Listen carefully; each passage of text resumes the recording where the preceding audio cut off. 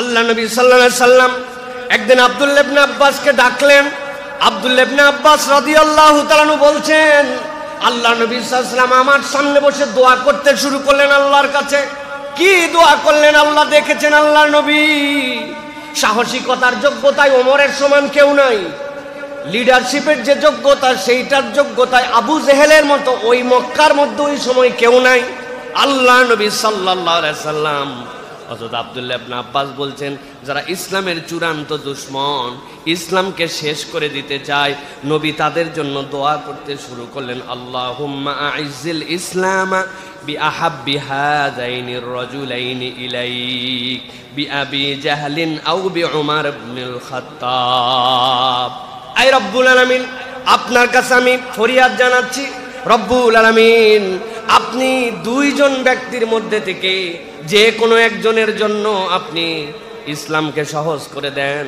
আল্লাহ আপনি পছন্দ করে নেন আবু জেহেল অথবা ওমর ইবনুল খাত্তাবের মধ্য থেকে কাউকে আপনি পছন্দ করে নেন। আল্লাহ রব্বুল আলামিনের নবী জানার পরেও তাদের যোগ্যতা, তাদের দূরদর্শিতা, তাদের সমাজের নেতৃত্ব গুণটা আল্লাহর নবীর কাছে এটা প্রতীয়মান ছিল। এই জন্য ইসলামের চূড়ান্ত দুশমনের জন্য তাদের সফল হওয়া এবং হেদায়েতের দোয়া আল্লাহর নবী করেছেন। সুবহানাল্লাহ।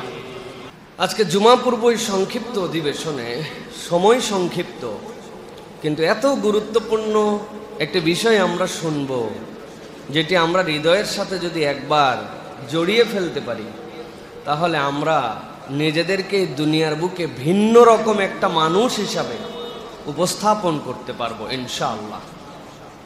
আমরা জানি রবিউল আউয়াল হচ্ছে রাসূলুল্লাহ সাল্লাল্লাহু আলাইহি ওয়াসাল্লামের আগমনের মাস এবং নবী করিম সাল্লাল্লাহু আলাইহি ওয়াসাল্লাম একটা আমল করতেন, তিনি সোম এবং বৃহস্পতিবারে রোজা রাখতেন। তার কারণ ব্যাখ্যা করে বলেছেন, নিশ্চয় এই দিন আমি দুনিয়াতে এসেছি এবং আল্লাহ রাব্বুল আমিন তাকে নবুয়ত দিয়েছেন, এই জন্য আমরা সোম এবং বৃহস্পতিবার যে রোজা রাখা এটা হচ্ছে রাসূলুল্লাহ সাল্লাল্লাহু আলাইহি ওয়াসাল্লামের অন্যতম একটা সুন্নাহ আমল।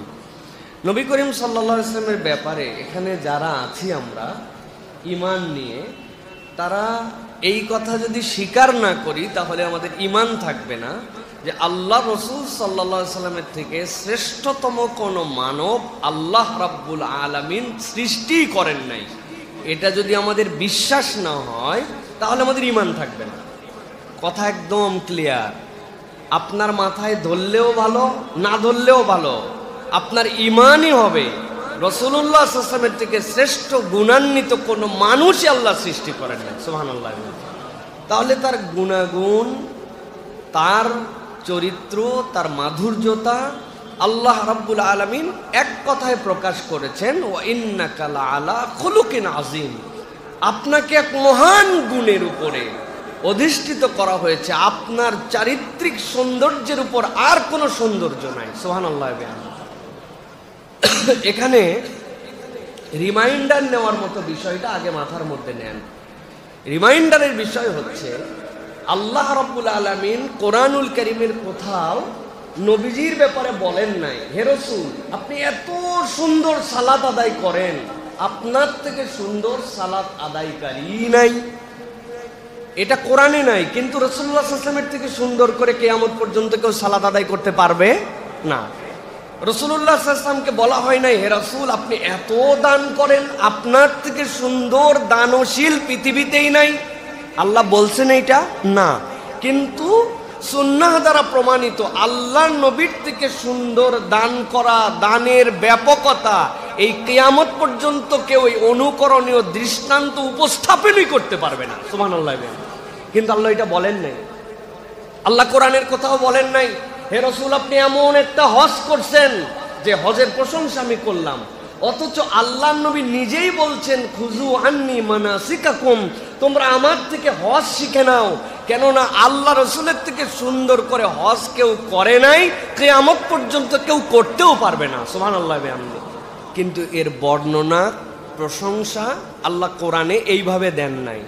আল্লাহ প্রশংসাটা করেছেন নবীর শানে একটা ব্যাপারে, ওয়া ইন্নাকা লাআলা খুলুকিন আযীম, ও আমার হাবিব আপনার আচরণ, আপনার চরিত্র, আপনার মানুষের সাথে ব্যবহার, আপনার যে দুনিয়ার ব্যাপী যেখানে যেভাবে আপনার মানবিকতার প্রকাশ, এইটা আপনার এত অসাধারণ, ওইগুলা তো অসাধারণ অটো, কিন্তু এইটা আপনার এত অসাধারণ যে আমি আল্লাহ আজিম শব্দ দিয়ে বর্ণনা করলাম। কিয়ামত পর্যন্ত মানুষ খুঁজতে থাকবে আর ওর ভিতর থেকে সৌন্দর্য বের করতে থাকবে। কিয়ামত হয়ে যাবে, আপনার চরিত্রের সৌন্দর্যের বর্ণনা শেষ হবে না। আজকে এই ভূমিকা দিলাম এই জন্য যে রাসূলুল্লাহ সাল্লাল্লাহু আলাইহি ওয়াসাল্লামের জীবনের অনেক দিক আমরা জানি। আজকে 4টা দিকের কথা আপনাদের কাছে উপস্থাপন করব, যেই দিকগুলার প্র্যাকটিস আমাদের সমাজ থেকে, আমাদের ব্যক্তি জীবন থেকে উঠে গেছে। নবীজি দান করেছেন, দান করতে বলেছেন, আমরা অনেকে আলহামদুলিল্লাহ দান করি, কম হোক বেশি হোক দান করি। আমরা হজ করতে বলেছেন, হজ করি। সিয়াম যেভাবে আদায় করতে বলেছেন চেষ্টা করি আমরা। তো আমরা এই চেষ্টা করি, কিন্তু নবীজির চরিত্রের এমন কতগুলা দিক ছিল যেইগুলো আমাদের থেকে বিস্তৃত প্রায়। আমি এরকম 4টা দিকের কথা সংক্ষিপ্ত সময় উপস্থাপন করব। সবাই নিয়ত করেন, আল্লাহ আমাদেরকে আমাদের নবীর এই দিকগুলি জীবনে ধারণ করে আল্লাহর প্রিয়তম বান্দা হওয়ার জন্য আল্লাহ আমাদেরকে তৌফিক দান করে। 1 নম্বরে নবী করিম সাল্লাল্লাহু আলাইহি ওয়াসাল্লামের একটা অনন্য দিক ছিল জীবনে। সেটি কি? নবী করিম সাল্লাল্লাহু আলাইহি ওয়াসাল্লাম ভালো ও যোগ্য মানুষদের জন্য, চেনা হোক অচেনা হোক, তাদের হিদায়াত এবং সফলতার জন্য দোয়া করতেন। চিন্তা করবেন, এ আবার কি বিষয় যে আমাদের এত বড় আলোচ্য সূচির মধ্যে আসতে পারে? নবী করিম সাল্লাল্লাহু আলাইহি সাল্লাম যারা ভালো এবং যোগ্য, তার দৃষ্টিভঙ্গিতে দেখছেন যে এই মানুষটার জন্য আল্লাহর কাছে হেদায়েতের দোয়া করলে এবং আল্লাহ রাব্বুল আমিনের কাছে তার সফলতার দোয়া করলে এর সাথে সমাজ, দুনিয়া, ইসলাম উপকৃত হতে পারে। এই জন্য আল্লাহর নবী চেনা হোক অচেনা হোক, যোগ্য এবং যেই ব্যক্তিগুলো দুনিয়ার বুকে ভালো, ওই মানুষগুলোর জন্য আল্লাহর নবী নিজের থেকে দোয়া করতেন। সুবহানাল্লাহ। আল্লাহ নবী সাল্লাল্লাহু আলাইহি সাল্লাম যখন দ্বীনের দাওয়াত দিতে শুরু করলেন, মক্কার বুকে আল্লাহর নবীকে হেন কোনো কষ্ট নাই যেই কষ্ট আল্লাহর নবীকে দেয় নাই। কম বেশি আমরা সকলেই জানি আল্লাহর নবীর দিকে ঢিল ছুঁড়ে মারা হয়েছে, আল্লাহর নবীর মাথার উপরে উটের ভুঁড়ি চাপিয়ে দেওয়া হয়েছে, আল্লাহর নবী সাল্লাল্লাহু আলাইহি সাল্লামকে হত্যা করার মতো ষড়যন্ত্র পর্যন্ত করা হয়েছে। কিন্তু আল্লাহর নবী সাল্লাল্লাহু আলাইহি সাল্লাম এমন কতগুলা দোয়া করেছেন এমন মানুষের ব্যাপারে, যেই মানুষগুলো সেই সময়টুকুতে আল্লাহর নবীকে জ্বালাতন করার ব্যাপারে সবচেয়ে বেশি অগ্রগামী ছিল। ওই মানুষরা যদি থেমে যেত, ওই মানুষরা যদি সেই সময় মক্কায় ওই পরিস্থিতিতে না থাকতো, এত দূর পর্যন্ত করার সাহস করতো না। এই 2 জন ব্যক্তির নাম ছিল, একজন আবু জেহেল আর একজন ওমর ইবনুল খাত্তাব। আল্লাহর নবী সাল্লাল্লাহু আলাইহি সাল্লাম তাদের মন্দ, তাদের খারাপ, তাদের আল্লাহর নবীর বিরোধিতা, ইসলামের বিরোধিতা সম্পর্কে খুব ভালো করে জানতেন।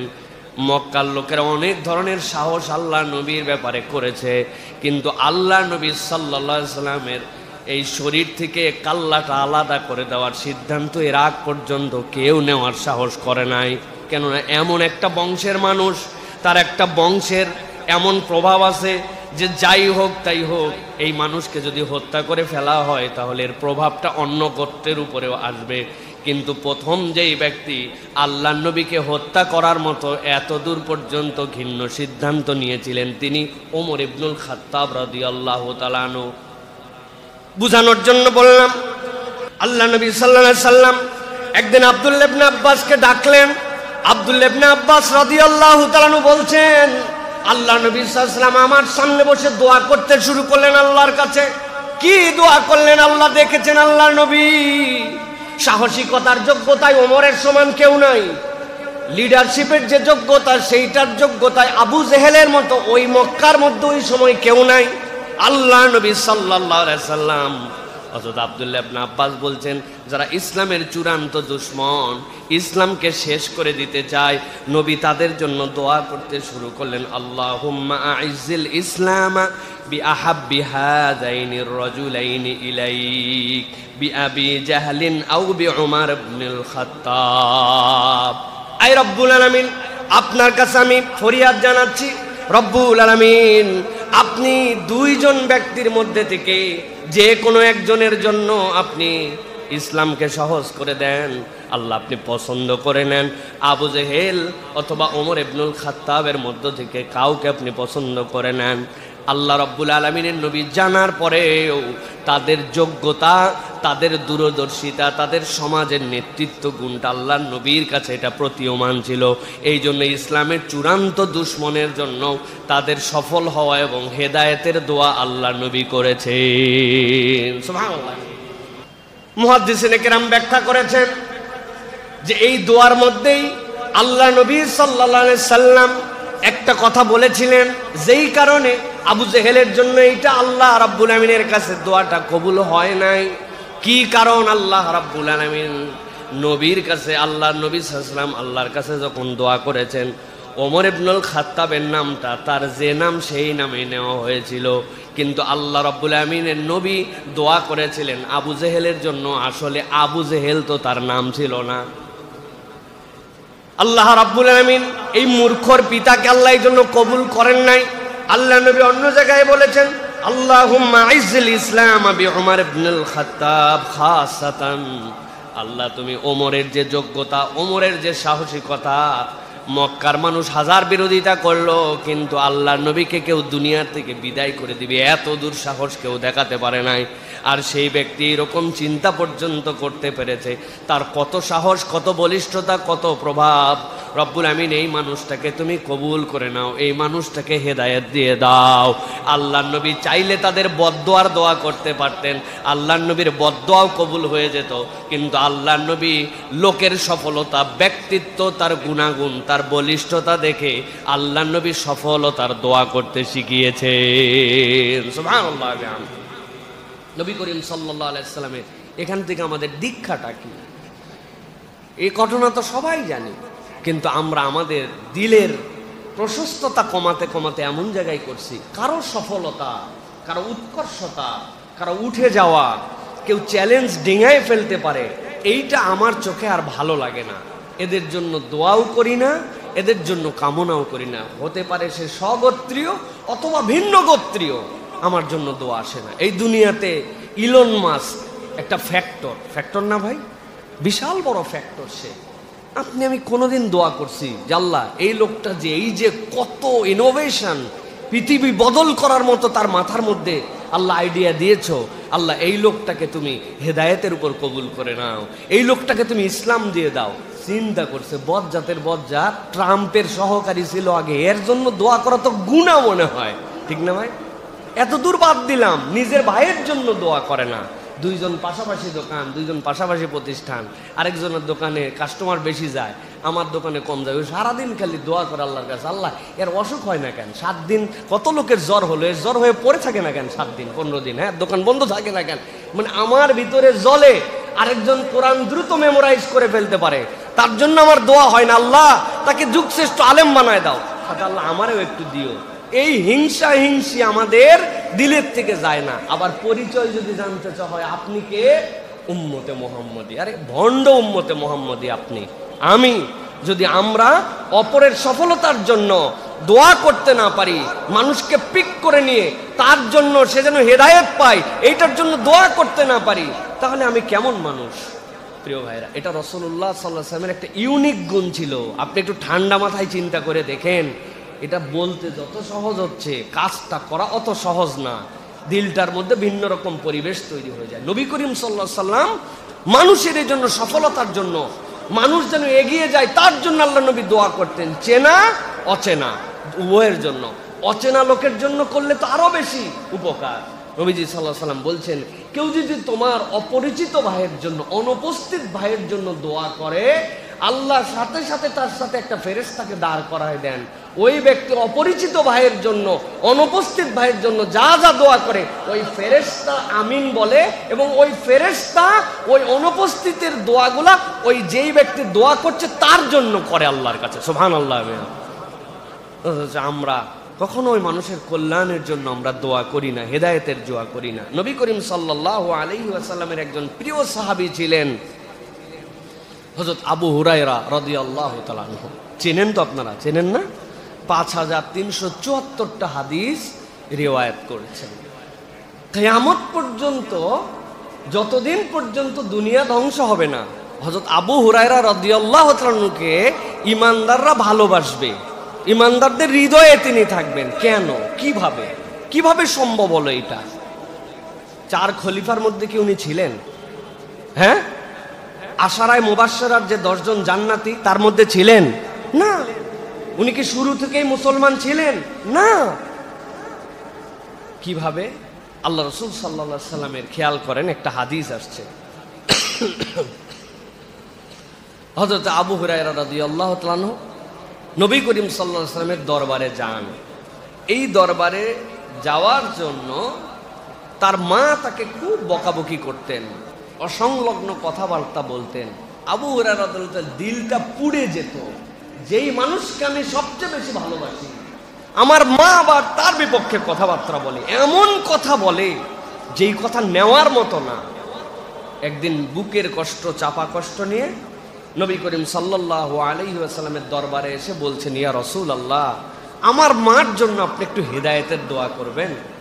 নবী করিম সাল্লাল্লাহু আলাইহি ওয়াসাল্লাম এক মুহূর্ত দেরি করেন নাই।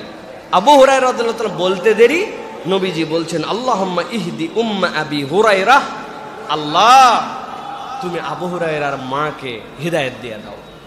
যেই না আল্লাহর নবী এই কথা বলছেন, আবু হুরায়রা রাদিয়াল্লাহু তাআলা ভদ্র মানুষ ছিলেন, নম্র চলাফেরা, উনি একটু দ্রুত বেগে দৌড়ায় বাড়ির দিকে রওনা হয়ে গেছেন। যেই না বাড়িতে গিয়েছেন, বাড়িতে যে আবু হুরায়রা বলছেন, আমি দরজা বন্ধ পেলাম, তবে দরজা বন্ধ পাইলেও যাওয়ার সময় যে মুভমেন্ট পাইছিলাম এই মুভমেন্ট আর পাইলাম না। ভিতরে দেখি একটু ভিন্ন পরিবেশ, দরজায় ডাক দিছি মা, তো তখন দেখি উত্তর আসে না, কিন্তু হাম্মাম থেকে গোসলের পানির শব্দ আসতেছে। তো আমি অপেক্ষা করলাম, অপেক্ষা করার পরে মা যখন দরজা খুললেন, দরজা খোলার পরেই তিনি আমার দিকে তাকায়া কোনো কথা বলার আগে বলতেছেন, আশহাদু আল্লা ইলাহা ইল্লাল্লাহ ওয়া আন্না মুহাম্মাদান আবদুহু ওয়া রাসূলুহু। আবু হুরায়রা আশ্চর্য হয়ে গেছেন, চোখ দিয়ে তার ঝরঝর করে পানি আসছে। তার মাই বলতেছে যে আমাকে তুমি মুহাম্মাদের কাছে নিয়ে যাও। আবু হুরায়রা রাদিয়াল্লাহু তাআলা খুশিতে কাঁদতেছেন, কাঁদতে কাঁদতে আবু হুরায়রা রাদিয়াল্লাহু তাআলা মাকে নিয়ে টেনে টেনে আসতেছেন। পথ মনে হয় শেষ হয় না, আল্লাহ নবীর কাছে নিয়ে যাচ্ছে। নবীজি তার জন্য দোয়া করছেন। দৌড়ায় আল্লাহ নবী সাল্লাল্লাহু আলাইহি সাল্লামের কাছে আসছেন। আসার পরে আবু হুরায়রার চোখের পানি, মায়ের হেদায়েতের যে আনন্দ, এইটা দেখে নবী করিম সাল্লাল্লাহু আলাইহি সাল্লাম এবার একটা দোয়া করছেন আবু হুরায়রার জন্য। আল্লাহ নবী দোয়া করছেন, আল্লাহুম্মা হাব্বিব উবাইদাকা হাযা, আল্লাহ এই ছোট্ট গোলাম যেটা আবু হুরায়রা, এরে তুমি পছন্দ করে নাও। ইয়ানি আবু হুরায়রা ওয়া উম্মাহু ইলা ইবাদিকাল মুমিনিন, আর আল্লাহ আবু হুরায়রার তার মাকে ঈমানদার যারা থাকবে তাদের কাছে তুমি প্রিয় পাত্র বানায় দাও। সুবহানাল্লাহ ওয়া বিহামদিহি ওয়া হাব্বিব ইলাইহিমুল মুমিনিন, আর তাদের দিকে মুমিনদের কাছেও তাদেরকে প্রিয় পাত্র করে তোলো। মুমিনদের জন্য তারা যেন প্রিয় হয়, তাদের জন্য মুমিনরা যেন প্রিয় হয়।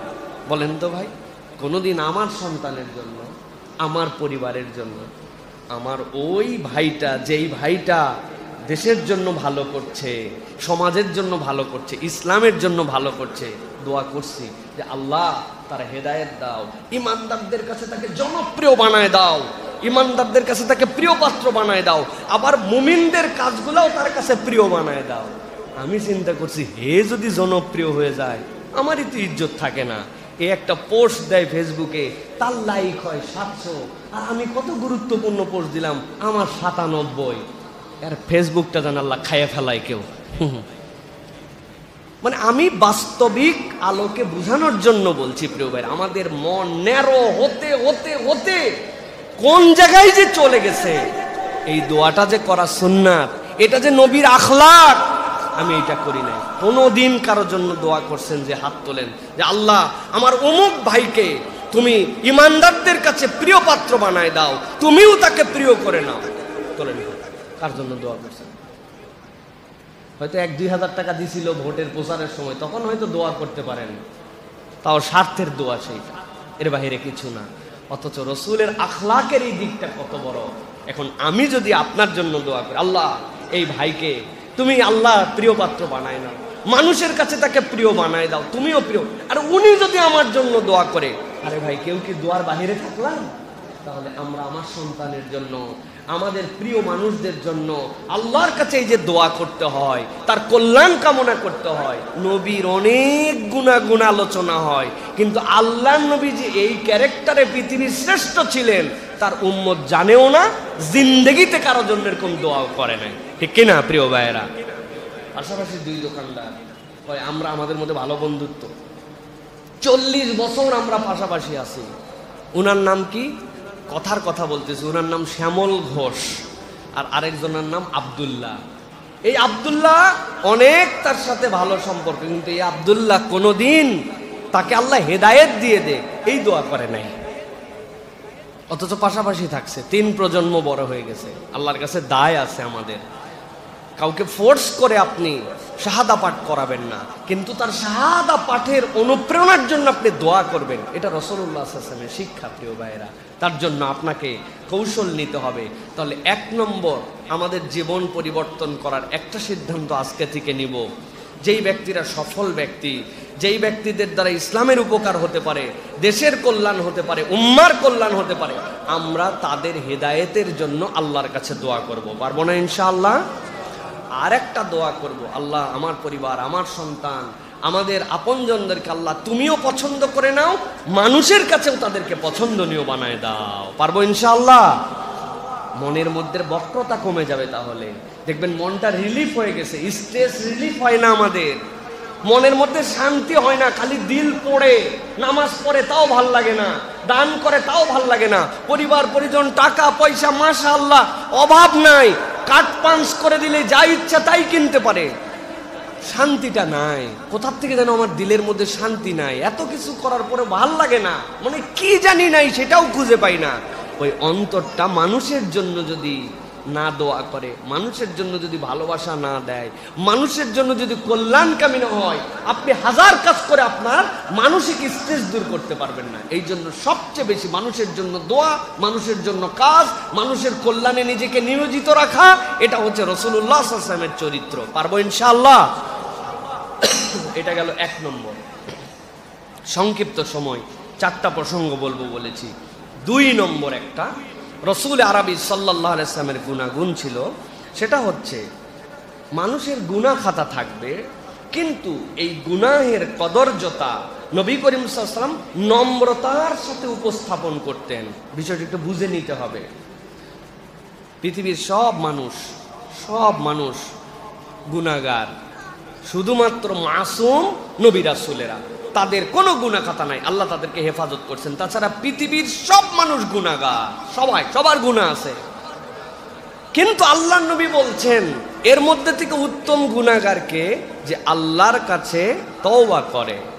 এরপরে নবী করিম সাল্লাল্লাহু আলাইহি ওয়াসাল্লাম বলছেন, তোমরা কি নবীদের স্তরে উঠতে চাও? হাসর নাসরটা নবীদের মতো হোক, তোমরা কি চাও? বলে হ্যাঁ চাই। কেমনে চাই? নবী করিম সাল্লাল্লাহু আলাইহি ওয়াসাল্লাম বলছেন, আল্লাহর কাছে যে তওবা করে কামাল্লা যামবালাহ, এমন যেন তার গুনাহই নাই। নবীদেরও যেরকম গুনাহ নাই, তওবা করে আল্লাহর কাছে যদি যেতে পারে তাদেরও গুনাহ নাই। সুবহানাল্লাহ। কিন্তু মানুষ মাত্র গুনাহ আছে, গুনাহ হবে। নবী করিম সাল্লাল্লাহু আলাইহি ওয়াসাল্লামের সৌন্দর্যতা ছিল, তিনি গুনাহের কদর্যতা নম্রতার সাথে মানুষকে এমন ভাবে বুঝাতেন যে ওই বান্দার এই বুঝানোর ধরনেই সে তওবা করে ফেলতো। সুবহানাল্লাহ ওয়া বিহামদিহি। আবু উমামা রাদিয়াল্লাহু তাআলা আনহু নবী করিম সাল্লাল্লাহু আলাইহি ওয়াসাল্লামের কাছে আসছে। ভালো করে শুনেন, সাহাবায়ে কেরাম পাশ দিয়ে বসে আছে, আবু উমামা আসছেন। ইয়া রাসূলুল্লাহ, আপনার কাছে একটা অনুমতি নিতে আসছি, জাস্ট ইয়েস বলে দিবেন, আমি চলে যাব। বলো আবু উমামা কি বিষয় তোমার? বলে ইয়া রাসূলুল্লাহ, আমার তো বিয়ে করা হয় নাই, আমি একটু জেনা করতে চাই, আমাকে জেনার জন্য আপনি অনুমতি দেন। পাশের সাহাবীরা সব বলছে থাম, বেকুব কোথাকার, কিসের অনুমতি নিয়ে আসছিস? মানুষজন নবীর কাছে কথা বলে নাকি? লোকজন বন্ধু বান্ধব যারা তারা গুতা দিয়া তারে গাধা নাকি নবীর কাছে আসছে জেনার অনুমতি নিতে? এটা ব্যাককল কথা, কানা ঘোষা চিপা চাপা ধাক্কা ধুক্কা দিয়া তারে কন্ট্রোল করা। নবীজি তো দেখে ফেলছেন, শুনেও ফেলছেন। নবীজি বলেন আবু উমামাকে আসতে দাও, আমার পাশে আসতে দাও। তোমরা কেন ওরে বসাচ্ছ, কেন ওরে চাপা চুপা দিয়া ঘোষা ঘাসা দিয়ে ওরে চুপ করাচ্ছ? আবু উমামা,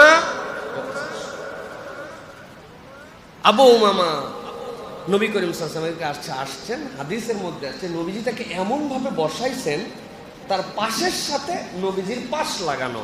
বলছেন আবু উমামা, তুমি আমার কাছে অনুমতি নিতে আসছো, তবে আমি তোমার কাছে আগে 4টা বিষয় শুনবো, এরপরে তুমি যে সিদ্ধান্ত দিবা তোমার সিদ্ধান্তই সিদ্ধান্ত হবে। বলেন ইয়া রাসূলুল্লাহ, দেখছো এরা সবগুলো আমার সাথে কিরকম করতেছিল? আর নবী করিম সাল্লাল্লাহু আলাইহি ওয়াসাল্লাম জিনিসটা পজিটিভলি নিছেন, নিয়ে আমাকে ডেকে পাশে বসায় বলতেছেন সব কিচ্ছু বোঝে না। নবী করিম সাল্লাল্লাহু আলাইহি ওয়াসাল্লাম কত স্নেহ দিয়ে আমারে ঠিক আছে বলেন ইয়া রাসূলুল্লাহ। বলছে শোনো, তোমার কাছে এসে কেউ যদি বলে আমি তোমার মার সাথে জেনা করতে চাই, আবু উমামা অনুমতি দিবা না? বলি ইয়া রাসূলুল্লাহ, আমার মার সাথে? আর আমার মতো যুবক ছেলে বেঁচে থাকতে ওয়াল্লাহি আল্লাহর কসম কোনোভাবে সম্ভব না।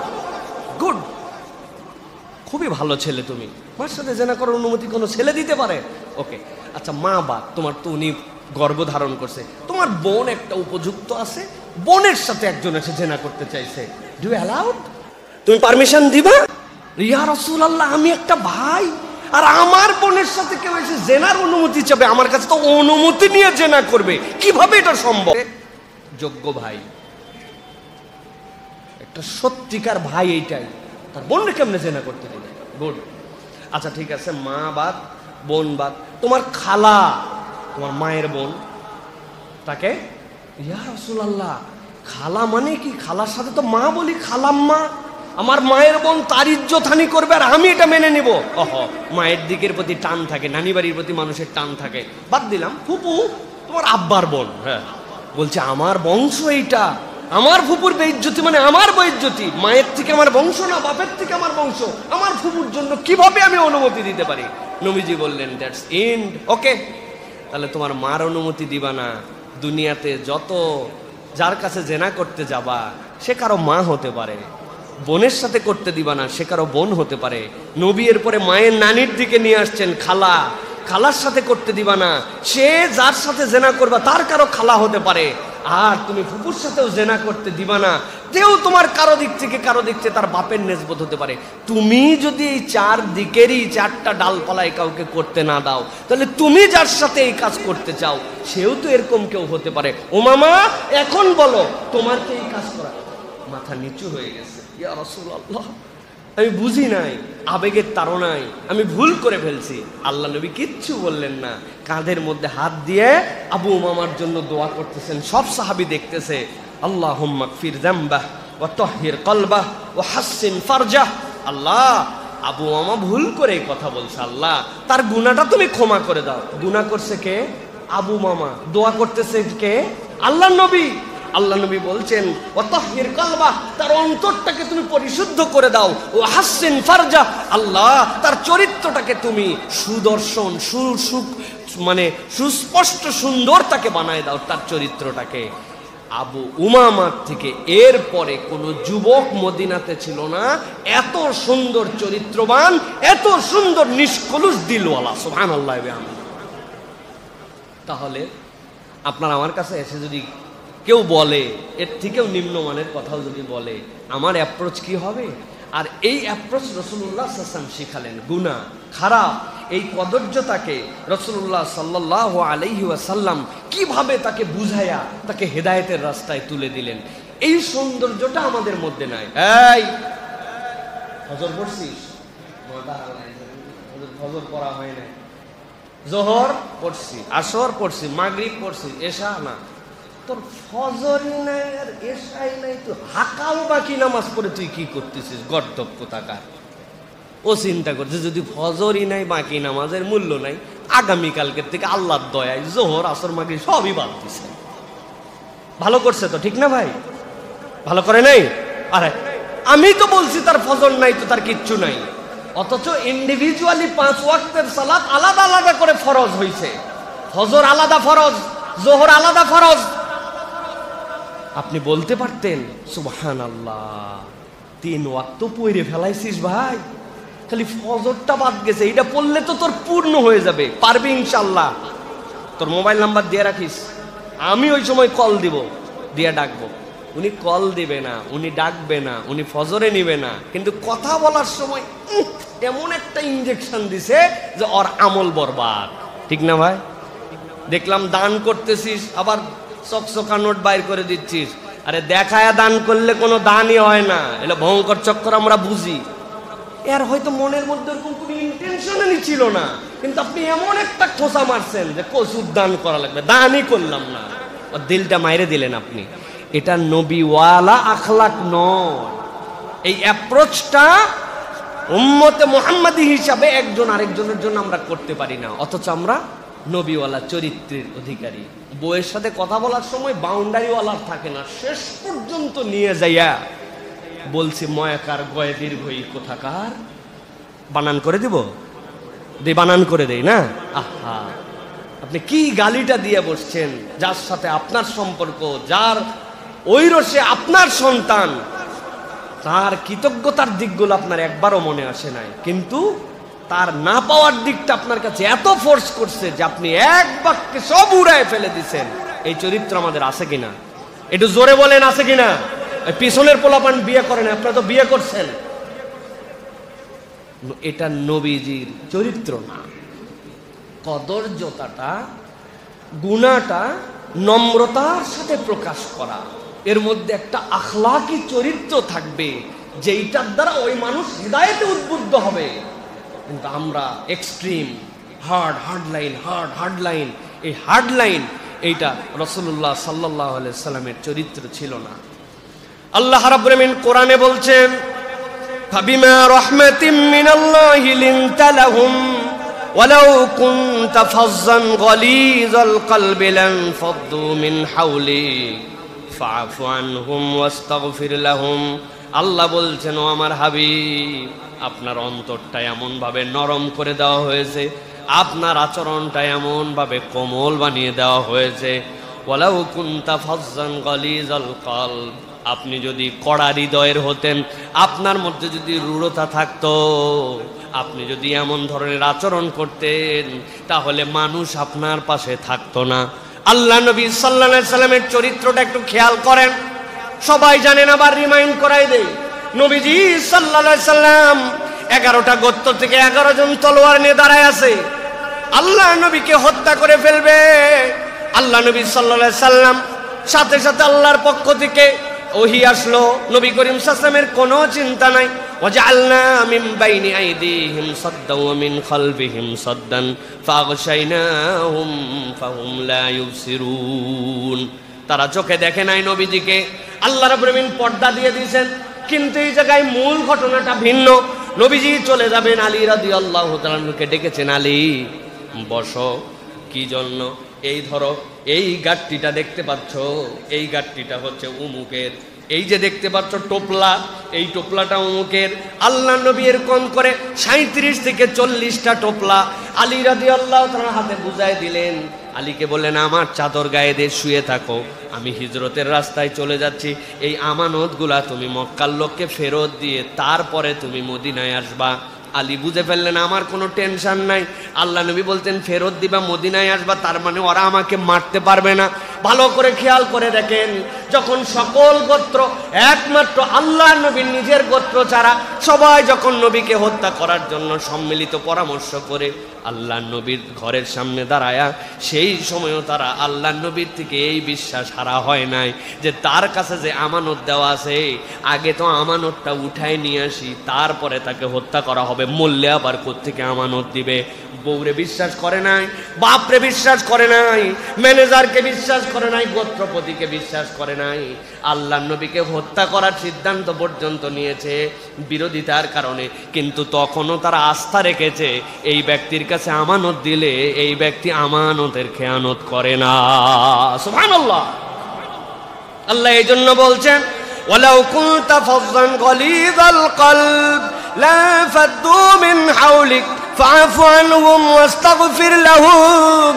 ও আমার হাবিব, আপনাকে দায়িত্ব দেওয়া হলো আপনি তাদেরকে ক্ষমা করতে থাকেন আর আপনি তাদের জন্য আল্লাহর কাছে ইস্তেগফার করতে থাকেন।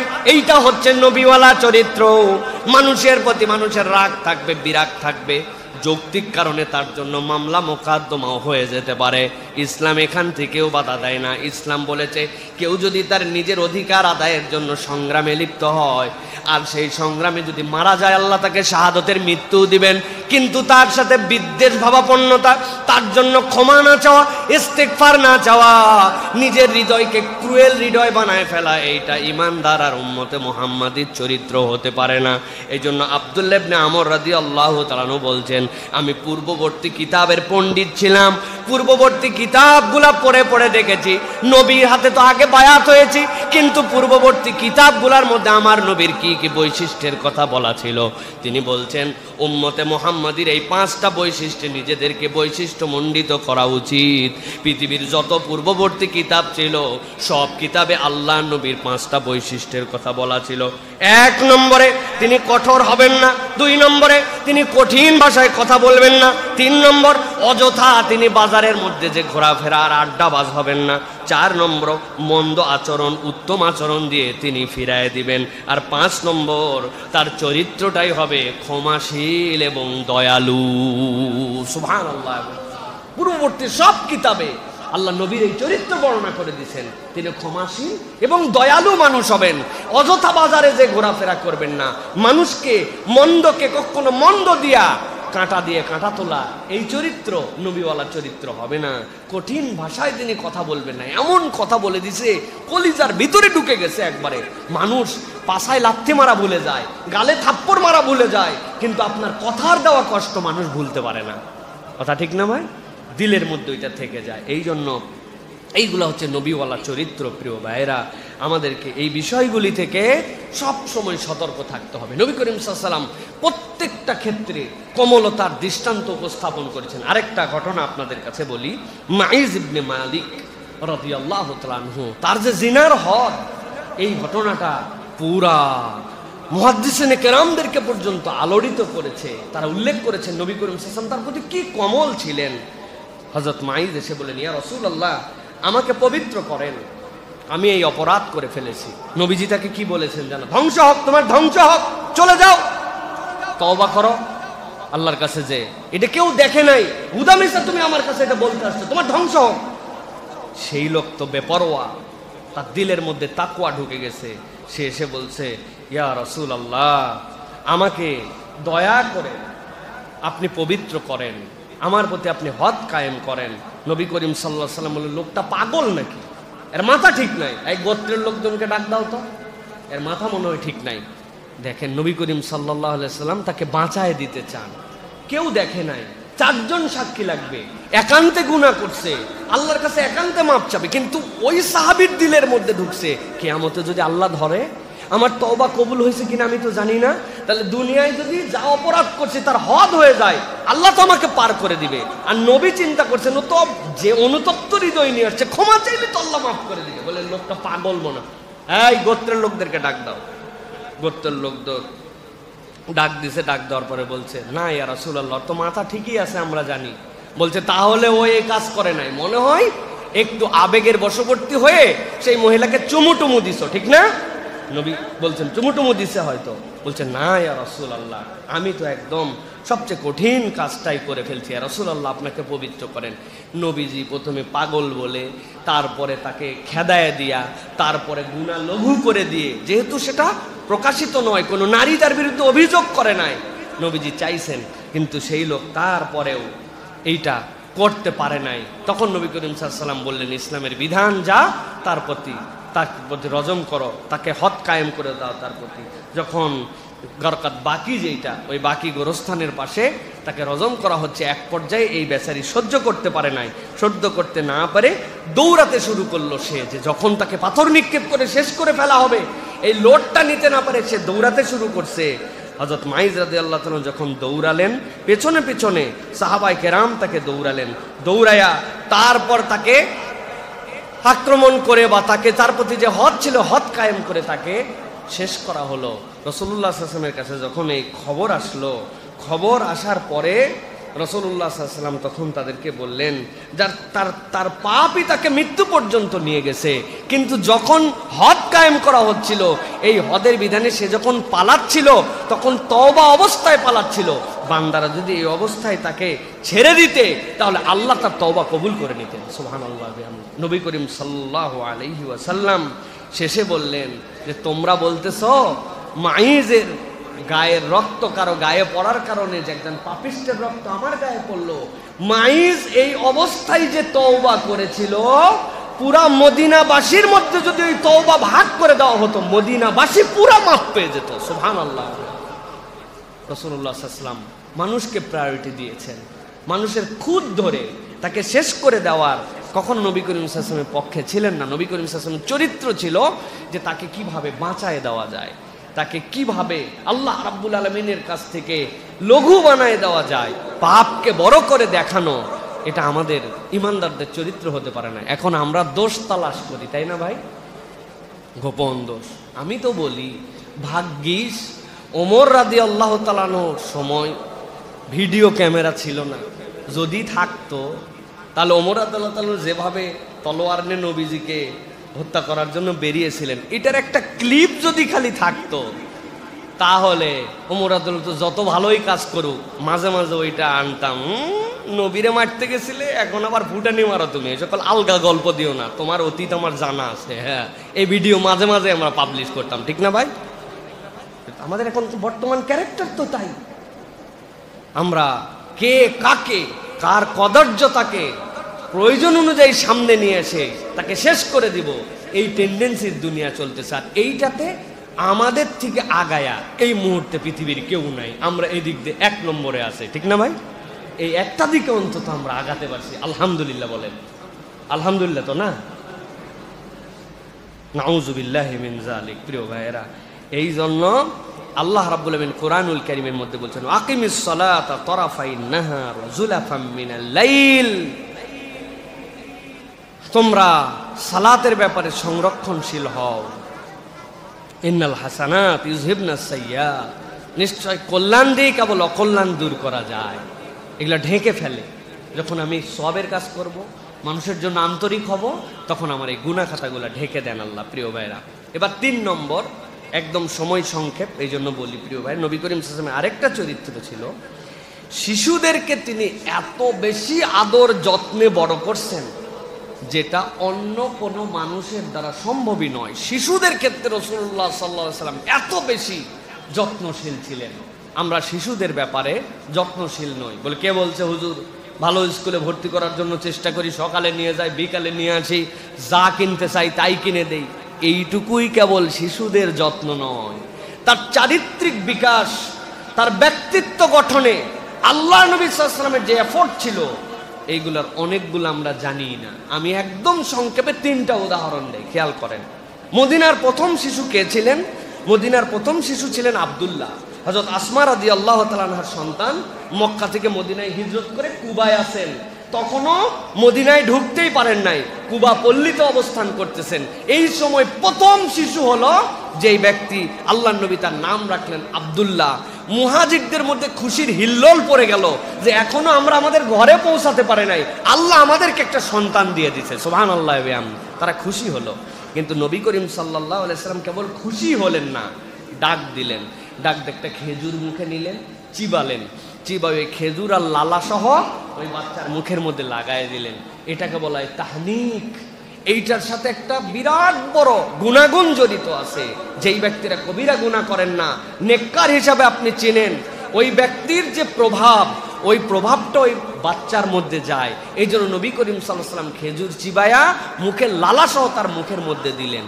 আমরা আমাদের বাচ্চার জন্য কত প্রস্তুতি নেই, কিন্তু আমার বাচ্চা হওয়ার পরে তার কানে আজান দেওয়া হবে কিনা, তাকে তাহনিকটা কে করাবে, এরকম পছন্দনীয় বুজুর্গ, ভালো মানুষ, নেককার, ইমাম, অথবা আমার দাদা, বাপ, কেউ কোনো একজন যাকে আমার পছন্দ হয়, যার গুণাগুণ, যার চরিত্র আমার কাছে পরিষ্কার, যেই মানুষটা ভালো মানুষ, তার সাথে আমার বাচ্চার এই নেসবতটা যেন যুক্ত হয়, এই প্রচেষ্টাটা আমরা করি না। অথচ রাসূলুল্লাহ সাল্লাল্লাহু আলাইহি সাল্লামের এইটা অভ্যাস ছিল। হযরত আবু উসাইদ রাদিয়াল্লাহু তাআলা সদ্য শিশু নবী করিম সাল্লাল্লাহু আলাইহি ওয়াসাল্লাম তার কোলের উপরে রাখলেন, রাখার পরে বললেন এর নাম মুনজির রেখে দিলাম। আশপাশের সাহাবীরা চিন্তা করলেন এত ডিফিকাল্ট একটা নাম নবী করিম সাল্লাল্লাহু আলাইহি ওয়াসাল্লাম কেন রাখলেন? পরে রাসূলুল্লাহ সাল্লাল্লাহু আলাইহি ওয়াসাল্লাম ব্যাখ্যা করছেন যে শোনো, বীরে মাউনার যে ঘটনা, যেখানে আল্লাহর নবীর পক্ষে যাওয়ার পরে বহুত সাহাবায়ে কেরামকে কৌশলের মধ্যে ফেলে হত্যা করে ফেলা হয়েছে, এই আবু উসাইদ রাদিয়াল্লাহু তাআলা সদ্য ভূমিষ্ঠ যে শিশু, আবু উসাইদের আব্বাও ওই বীরে মাউনার মধ্যে ছিলেন, তার নাম ছিল মুনজির।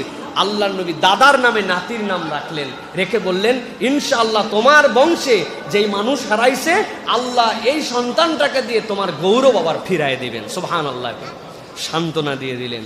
শিশুর মধ্যে একটা বীরত্বের গাঁথা তার মধ্যে ঢুকায় দিলেন, তার নামের মধ্যে একটা প্রভাব এই সৃষ্টি করবে এরকম একটা নাম ঢুকায় দিলেন। আমরা সাহাবীদের নামে নাম রাখতে লজ্জা পাই, অথচ আপনারা অবাক হয়ে যাবেন, হাদিসের মধ্যে আছে আব্দুল্লাহ ইবনে আব্দুল্লাহ ইবনে আব্দুল্লাহ, আব্দুল্লাহ ছেলেরও নাম, বাপেরও নাম, দাদারও নাম, তিনজনই আব্দুল্লাহ। অথচ বলে আমার ফ্যামিলির মধ্যে হুজুর এই নাম আছে, স্বাস্থ্য ভাইয়ের নামই হচ্ছে আব্দুর রহমান, অতএব আর রাখা যাবে না। খুঁজে খাইজে নাম রাখছে রামিম, কোরআন শরীফ থেকে। সুন্দর নাম না? রামিম মানে হচ্ছে জাহান্নামীদের জন্য পচা পুঁজ। ওই ছেলের নাম রাখছে রামিম। আরেক মহিলার নাম রাখছে তানিয়া, এত সুন্দর তানিয়া। ওই মহিলা সারা জীবন অসুস্থ, তানিয়া মানে ঝিমুনি, ঘুমানোর আগে যে কুঁচা ধরে থাকে ওইটাকে বলে তানিয়া। উনি মোহব্বত করেন নাম তানিয়া রাখছে। এই মহিলা সারা জীবন কোনো কাজে স্পিড পায় না। এইরকম আমরা আজগবি আন্দাজি আমরা নাম রেখে দিছি, অথচ নাম রাখার ক্ষেত্রেও। আচ্ছা বলেন তো, বাংলাদেশে একটা জাহাজ আছে যেটা কোনো লঞ্চ টঞ্চ ডুবে গেলে ওইটাতে উদ্ধার করে, নাম কি জানেন? কি? হামজা। দেখছেন, নামের একটা ভার আছে, না বুঝেই নাম রাখে নাই। এই নামের বুনিয়ানুম মারসুস মনে আছে তো? হ্যাঁ, F-16 আর বুনিয়ানুম মারসুস ভুলে গেছেন আপনারা না? কয়েকদিন আগের ঘটনা তো। এগুলো নামের একটা প্রভাব আছে প্রিয় ভাইরা। নবী করিম সাল্লাল্লাহু আলাইহি ওয়াসাল্লাম এটাকে গুরুত্ব দিতেন।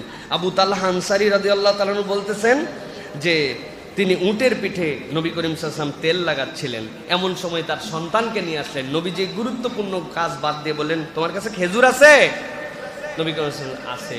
নবী করিম সাল্লাল্লাহু আলাইহি ওয়াসাল্লাম একটু খেজুর চিবায়া আবু তালহা আনসারীর বাচ্চার মুখের মধ্যে দিয়েছেন। নবী অবাক হয়ে দেখছে এই বাচ্চা কেবল হয়েছে, এ দেখি খেজুর চাটতেছে। নবী বলছে আনসারীদের কাছে খেজুর খুব পছন্দ হয়েছে, ছোটবেলাতে খেজুর খায়। সুবহানাল্লাহ বিহামদি।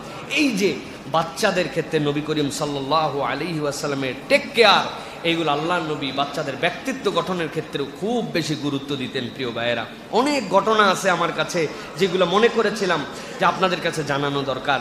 নবী করিম সাল্লাল্লাহু আলাইহি ওয়াসাল্লামের কাছে উম্মে কায়েস বিনতে মেহসান নবীর কাছে নিয়ে আসছে, ইয়া রাসূলুল্লাহ বাচ্চাটা খায় না। নবী করিম সাল্লাল্লাহু আলাইহি ওয়াসাল্লামের কোলে এসে প্রসাব করে দিছে। চিন্তা করছেন কি কপালওয়ালা বাচ্চা, তার বাপ মা নিয়ে আসছে, ইয়া রাসূলুল্লাহ বাচ্চা খায় না, আর নবীর কোলে উঠে আল্লাহ নবী সাল্লাল্লাহু আলাইহি ওয়াসাল্লামের কোলে উঠে প্রসাব করে দিছে। নবী করিম সাল্লাল্লাহু আলাইহি ওয়াসাল্লাম তার জন্য দোয়া করেছেন। প্রিয় ভাইয়েরা, আল্লাহ রাব্বুল আলামিন নবী করিম সাল্লাল্লাহু আলাইহি ওয়াসাল্লামের শিখিয়েছিলেন, এই জন্য নবীজি তাকে প্রথমে তাহনিক করতেন। এই খাওয়ানোটা আমরা নাম দিয়েছি মুখে ভাত। কতদিন পর? 6 মাস পর, 8 মাস পর। অথচ আল্লাহ নবী হওয়ার পরে তাহনিক করতেন, তার একটা সুন্দর নাম রাখতেন আর তার জন্য দোয়া করতেন, আল্লাহুম্মা ফাক্কিহু ফিদ্দীন ওয়া আল্লিমহু তা'ওয়িল। এগুলো বরকত প্রিয় ভাইরা, এগুলো বাচ্চাদের ব্যক্তিত্ব গঠনে বড় হওয়ার ক্ষেত্রে একটা পাথেয়। নবী করিম সাল্লাল্লাহু আলাইহি ওয়াসাল্লাম এগুলা মিস করতেন না। উপহার দেওয়া, বাচ্চাদেরকে নবী করিম সাল্লাল্লাহু আলাইহি ওয়াসাল্লাম গিফট দিতেন। নবী করিম সাল্লাল্লাহু আলাইহি ওয়াসাল্লাম থেকে বর্ণনা আসছে, আবু হুরায়রা রাদিয়াল্লাহু তাআলা বলছেন যখন আমাদের ফসল কাটা হতো, ফসল কাটার পর নবীজি খুঁজতেন সবচেয়ে কিডসকে, সবচেয়ে বেবিকে ডাক দাও, সবচেয়ে ছোটটারে আল্লাহর নবী সাল্লাল্লাহু আলাইহি ওয়াসাল্লাম নিয়ে আসতেন। নিয়ে এসে খেজুরের প্রথম ছড়াটা তার হাতে ধরায় দিতেন। সুবহানাল্লাহ বলবেন না? না, আহা, নবী করিম সাল্লাল্লাহু আলাইহি ওয়াসাল্লামের উপর দোয়া করেছেন, আল্লাহুম্মা বারিক লানা ফি মাদিনাতিনা ওয়া ফি সামারিনা ওয়া ফি মুদ্দিনা ওয়া ফি সাইনা বারাকাতাম মা বারাকা। আল্লাহ আমাদের মদিনায় বরকত দিয়ে দাও, আল্লাহ আমাদের ওজনের নিক্তিতে বরকত দিয়ে দাও, আল্লাহ আমাদের মাপ যন্ত্রে বরকত দিয়ে দাও, বরকতের পরে বরকত দাও। কার হাতে প্রথমটা দিছেন? বললেন না যে শিশু, শিশু কার হাতে? প্রথম ভাগটা শিশু পাবে, এটা বরকত। আল্লাহ রাব্বুল আলামিন নবী এটা শিখিয়েছেন। ওই বাচ্চাটাও একটা ব্যক্তিত্বশীল বাচ্চা হয়। দুইটা ছোট্ট ছোট্ট ঘটনা বলি। খালিদ রাদিয়াল্লাহু তাআলার কন্যা উম্মে খালিদ ছিলেন। নবী করিম সাল্লাল্লাহু আলাইহি ওয়াসাল্লামের কাছে একবার অনেক কাপড় আসলো। নবীজি কাপড় কাকে দিয়ে শুরু করবেন? নবীজি ডাক দিলেন, কে আসো এই কাপড়টা পরার জন্য? খালিদ রাদিয়াল্লাহু তাআলা আনহুর মেয়ে উম্মে খালিদ, একদম ছোট্ট মানুষ। নবীজি তাকে ডাক দিলেন, ডাক দিয়ে তার গায়ের মধ্যে কাপড়টা জড়ায় বললেন, উম্মে খালিদ, এই কাপড়টা তুমি একদম পুরাতন করে ফেলো। হযরতে খালিদ রাদিয়াল্লাহু তাআলা আনন্দে আল্লাহু আকবার বলে চিৎকার দিয়ে উঠছে। কেন? কারণ আরবরা যদি কারো জন্য দোয়া করতো, এই কাপড়টা ময়লা করে ফেলো বা এই কাপড়টা পুরাতন করে ফেলো, এর মানে সে যেন দীর্ঘ হায়াত পায়। হাদিস প্রমাণ করতেছে সবচেয়ে সর্বশেষ যেই সাহাবী মারা গেছেন মেয়েদের মধ্যে, তিনি ছিলেন উম্মে খালিদ। আল্লাহ এত দীর্ঘ হায়াত তাকে দিয়েছেন, সুবহানাল্লাহ। ওই বাচ্চার জন্য নবীজি এই পোশাকটা দিয়া তার জন্য এইটা দোয়া করে দিয়েছেন। প্রিয় ভাইরা, বাচ্চাদের ব্যক্তিত্বের জন্য কতগুলো বিষয় আছে। ছোট্ট একটা ঘটনা বলি আপনাদের কাছে প্রিয় ভাইরা। সেটা হচ্ছে নবী করিম সাল্লাল্লাহু আলাইহি ওয়াসাল্লাম একবার খাবার বন্টন করছেন। খাবার বন্টন করার সময় নবী করিম সাল্লাল্লাহু আলাইহি ওয়াসাল্লাম দেখলেন যে তার ডান পাশে একটা ছোট শিশু আছে আর বাম পাশে নবী করিম সাল্লাল্লাহু আলাইহি ওয়াসাল্লামের মুরব্বী সাহাবীরা আছে। তো নবীজি ডান থেকে সব দেওয়া শুরু করতেন। এখন মুরব্বীরা সামনে, ডান দিকে পিচ্ছি। নবীজি ওকে বললেন, বাবা তুমি যদি আমাকে অনুমতি দাও তাহলে আমি মুরব্বীদের থেকে দেওয়া শুরু করব, তোমাকে দিয়ে নয়, কিন্তু হক তোমার। এই পিচ্ছি নবীর সামনে বলছে, আল্লাহ, আল্লাহর কসম, আমি আপনার থেকে পাওয়ার ক্ষেত্রে কাউকে অগ্রাধিকার দিতে রাজি নাই। নবীজি বললেন, যার কিছু করার নাই, তাহলে তোমার হক তুমি নাও। আমরা হলে কি বলতাম? বেয়াদ্দপের বেয়াদ্দপ, তোর থেকে অনুমতি নেওয়ার কি আছে রে? বলছি তাই তো বেশি, আর তুই এই সব বেয়াদব, বাপ যেরকম বেটাও এরকম, কি বলে ফেলতাম না প্রিয় ভাইরা কথায়? কিন্তু নবীজি তাকে সম্মান দিলেন। প্রথমে অনুমতি নিতে চাইলেন, এরপরে সে অ্যালাউ করে নাই, মেনে নিলেন। দিস ইজ দ্য মুহাম্মদ সাল্লাল্লাহু আলাইহি ওয়াসাল্লাম। ব্যক্তিত্ব গঠন হয় বাচ্চাদের। আমরা বাচ্চাদেরকে বকাঝকা করি, এমন ভাষায় কথা বলি যেই ভাষায় সে নিজের অস্তিত্বই নাই মনে করে। আমি আপনাকে চ্যালেঞ্জ দিয়ে বললাম, আমার তো দুইটা বাচ্চা এখানে বসে আছে, না আরো আছে বাড়িতে। তো এই বাচ্চা কাচ্চাদেরকে আপনি শুধুমাত্র পজিটিভ কথা বলবেন, আপনি পরিবর্তন দেখতে পাবেন। 3 দিনের জন্য কষ্ট করে, মারে তো অনেক বুদ্ধি, মাশাআল্লাহ, বাবা তোমার তো মাশাআল্লাহ অনেক সুন্দর আচরণ, আমার বাচ্চাটা তো দেখতেছি দারুণ কাজ করতেছে, আলহামদুলিল্লাহ। আপনি শুধু পজিটিভ পামপট্টি হিসাবে নেন, প্রয়োজনে এটা দেখবেন ওই বাচ্চাকে শাসনে যা হয় নাই, ওই বাচ্চার পরিবর্তন হয়েছে। এটা নবীজি শিখাইছেন, সুবহানাল্লাহ বিহামদি। এগুলো অনেক কথা আমার কাছে আছে প্রিয় ভাইয়েরা, সময় আমাকে অ্যালাউ করতেছে না, এই জন্য আমি দীর্ঘ কথা আজকে বলতে পারছি না প্রিয় ভাইয়েরা। সুতরাং ব্যক্তিত্ব গঠন, তাদেরকে মর্যাদা দেওয়া, সম্মান দিয়ে কথা বলা।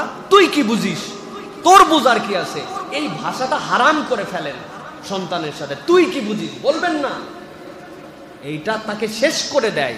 সে চিন্তাই করতে শিখে, আমি বুঝি না, আমার বাপ বলছে, আমার মা বলছে, আমি তাহলে কি বুঝি। আর এই যে সে নিচু হয়ে যায়। নবী করিম সাল্লাল্লাহু আলাইহি ওয়াসাল্লাম কখনো এইটা করেন না প্রিয় ভাইরা। এই জন্য আমরা এইটা চেষ্টা করবো প্রিয় ভাই। সর্বশেষ যেটা সবগুলার মধ্যেই ঢুকে গেছে, 4টা বলবো বলছে যেহেতু শেষ করে দেই, সেটা হচ্ছে দয়া এবং স্নেহ ছিল রাসূল সাল্লাল্লাহু আলাইহি ওয়াসাল্লামের ভূষণ।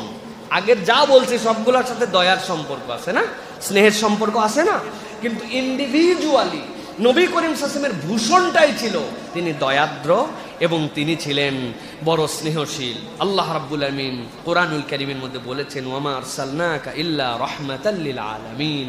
ও আমার হাবিব, আপনাকে আমি প্রেরণই করি নাই। ওয়ামা আরসালনাকা, আপনাকে পাঠানো হয় নাই। নবী আসছে না, আসে নাই? আসছেন। ইল্লা, তবে আসছেন ওইটা সহ, রহমাতাল লিল আলামিন, এই জগৎ সমূহের রহমত হিসাবে আল্লাহ আপনাকে প্রেরণ করেছেন। সুবহানাল্লাহ। নবী করিম সাল্লাল্লাহু আলাইহি ওয়াসাল্লাম হচ্ছেন আমাদের জন্য রহমত। আল্লাহ নবী সাল্লাল্লাহু আলাইহি ওয়াসাল্লাম কেমন রহমত, সর্বশেষ হৃদয়ের মধ্যে ঢুকায় নেন। নবী সাল্লাল্লাহু আলাইহি ওয়াসাল্লামের 3টা গুণ আমার জীবনে কেন লাগবে, কেন আমাদের এই নবীকে অনুসরণ করা দরকার। আল্লাহ নবী সাল্লাল্লাহু আলাইহি ওয়াসাল্লাম থেকে বর্ণনা আসছে, নবীজি সাল্লাল্লাহু আলাইহি ওয়াসাল্লাম একটা রাত, সারা রাত সিজদার মধ্যে পড়ে পড়ে পার হলেন। সাহাবী সকালবেলা উঠার পরে নবীজির পাশে ছিলেন, উঠে বললেন, ইয়া রাসূলুল্লাহ, হাবিবাল্লাহ, কি আশ্চর্য দেখলাম, পুরা রাত তো এক আয়াত পরে আপনি পার করে দিলেন, কিছু আর পড়েন নাই, এক সিজদার মধ্যে আপনার রাত পার হয়ে গেল। আল্লাহ নবী সাল্লাল্লাহু আলাইহি ওয়াসাল্লামের পা গুলা ফুলে যেত, চোখগুলা মনে হতো বেরিয়ে যাবে। এইরকম ভাবে আল্লাহ নবীর কাছে আপনি তো শুধুমাত্র একটা আয়াতই বললেন, সূরা মায়েদা 5 নম্বর সূরার আয়াত, ইন তুআযিবহুম ফাইন্নাহুম ইবাদুক ওয়া ইন তাগফির লাহুম ফাইন্নাকা আনতাল আজিজুল হাকীম। ও আমার আল্লাহ, যদি আপনি তাদেরকে আযাব দেন তারা আপনার বান্দা, আর যদি আপনি তাদেরকে মাফ করে দেন তাহলে দুনিয়ার কারো সাধ্য নাই আপনার কাছে এটার ব্যাপারে জবাবদিহি করে।